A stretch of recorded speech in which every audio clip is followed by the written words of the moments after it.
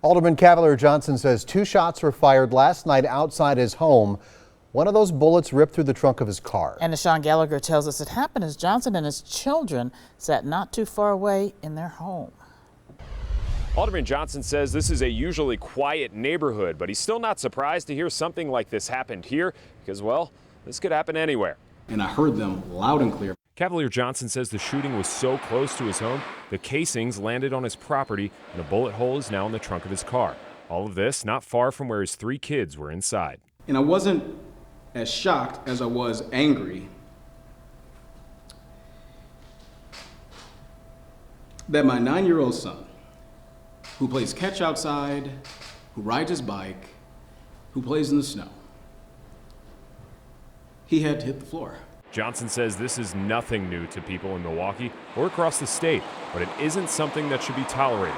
He believes since the alleged shooter ran away, they did not have the gun legally. This isn't an isolated incident, just in my neighborhood. This happens all over the place, and it doesn't need to. But in order for it to not, we need our leaders to stand up, and they've refused to do it. As an alderman, he can't do anything about current gun laws in the state, but he's calling on state lawmakers to do something about it.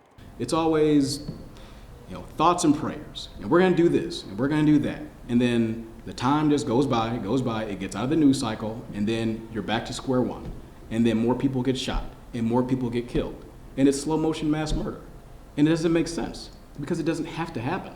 I have reached out to Republican lawmakers about gun reform in the state, but haven't received anything new. However, Senator Ron Johnson released the following statement earlier this month after mass shootings, saying in part, although there are no quick fixes guaranteed to prevent future tragedies, I believe there are effective bipartisan actions that can be taken. He added that he believes the long-term solution lies in faith, family, and more human-to-human interaction. Near 63rd and Capitol, Sean Gallagher, today's TMJ4.